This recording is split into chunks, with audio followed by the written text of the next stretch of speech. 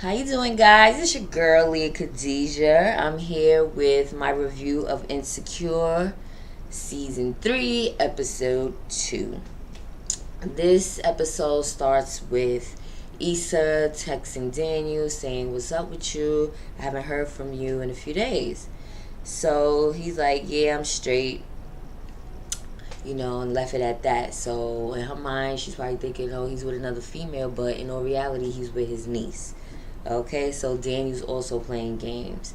Now Issa goes to a meeting with her boss and her co-workers to discuss We Gotcha, which is the organization that she works for. They try to help the inner city kids, giving them some culture, doing different events with them. But it's mostly Caucasian people, and Issa's the only African American that works there. So, someone in the meeting said, "Well, Issa probably has the answers to what we can do better."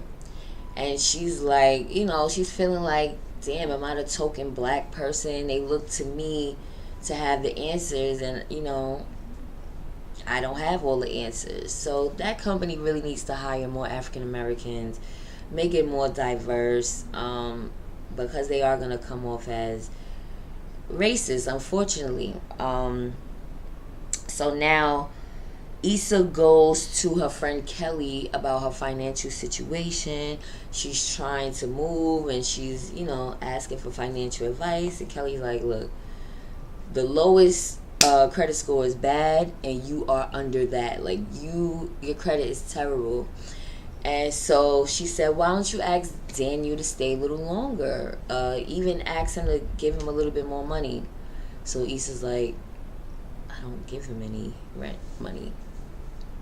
So Kelly's like, "What are you, a concubine? Like, what are you, cooking, cleaning? What are you doing that he's allowing you to stay without giving him anything?" So I think that dawned on Issa, like, damn, yeah, like, I'm not even really doing anything. So now it goes to Issa having a lunch meeting with her co-workers, and they're discussing the issues a little further.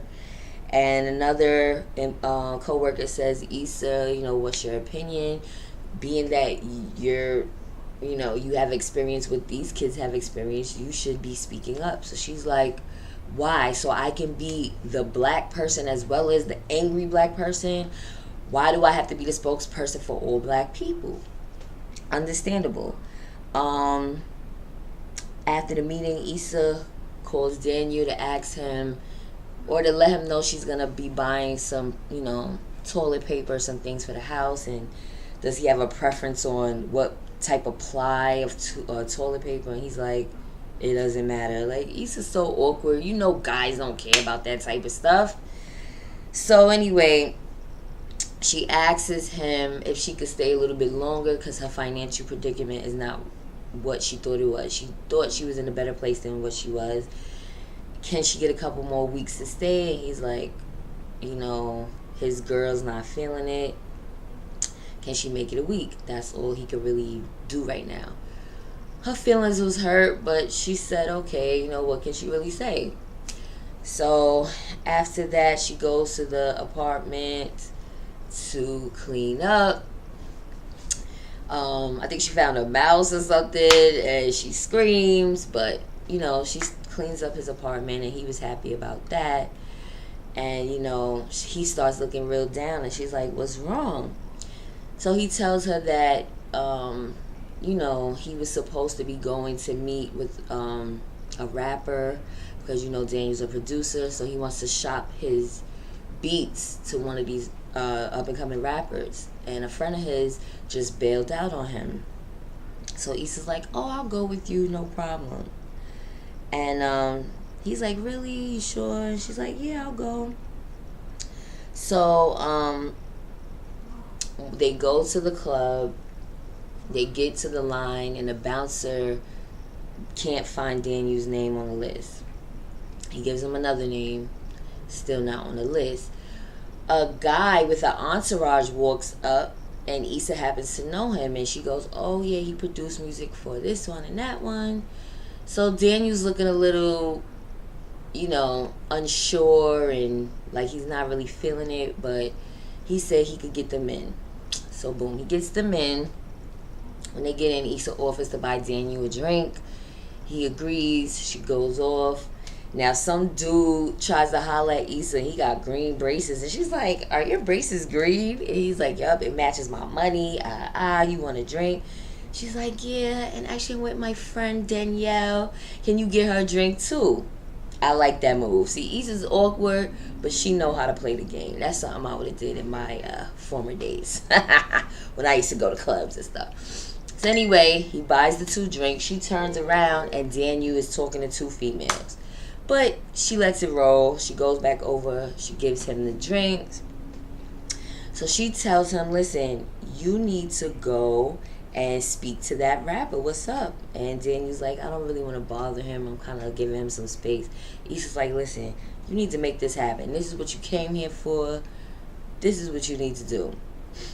So he goes over to the guy, and before he can even introduce himself, the guy that Issa knows that got them in there intervenes and starts talking to the rapper before Daniel could even say anything. So they're looking a little awkward, so Issa decides to intervene, starts talking to the guy to bring him away from the rapper. She starts asking about his son, so he pulls up pictures. So while Issa's talking to him, that's Daniel's in. Daniel made his way in, and he made the connections he was supposed to make, and it was due to Issa. Honestly, as awkward as she is, she made that happen for him. But next thing you know, shots ring out. They all duck. Daniel's hovering over Issa, so it's kind of like he saved her, and it was a nice little scene. Afterwards, they went out to eat. They were sitting there talking, and Daniel was basically venting about, his fears and how he's not really where he needs to be in regards to his music. And, what he did tonight was kind of hard because it's basically like he has to deal with people who he really wouldn't want to deal with, because he helped guys come up and they basically came up more than him. So Issa's like, "I know what that's like to do something that's hard for you to do. Me even asking you to stay a little longer was hard for me." So I guess that made Daniel feel bad. So he's like, "Listen, you can stay as long as you want." So Issa's like, "Really? Thank you." So they kind of vibing or whatever. So she's like, "But what about your girl?" And he's like, "Oh, don't worry, I'll handle that." So they get back to the apartment, and Issa sits on the couch, and she starts, making gestures like she's uncomfortable. So he's like, "What's wrong?" She's like, "Oh, this old couch is uncomfortable, yada, yada, yada." So he goes, "Well, I'm going to go work tonight so you can have the bed for tonight." So she's looking like, "Really? That's so nice." But I'm like, he be screwing his girl in that bed. I wouldn't want to sleep in that bed. I know desperate times call for desperate measures, and sleeping on the couch for a while will put wear and tear on your body, but I couldn't. If I had feelings for a guy, I would not want to sleep in a bed I know he's screwing another woman in, but only Issa, right? So Issa felt good that he said that, she could do that.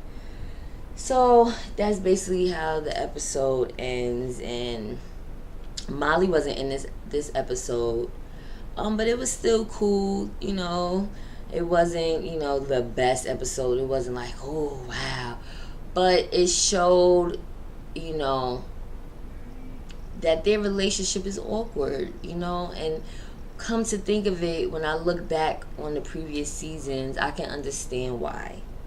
She cheated on her boyfriend Lawrence with him, so it's not an easy transition just to make yourself open and available, because she made a mistake. She really didn't want it to go down like that. It's something that happened. So they would have to build their relationship from the ground up, you know, to get over that hump that they went through, right? So subscribe to my YouTube channel, Lee Khadijah. Feel free to leave your comments if you have anything to say. Once again, thank you for joining me, and I will try to do better and be more quick at posting my reviews. I love you guys. Peace and blessings.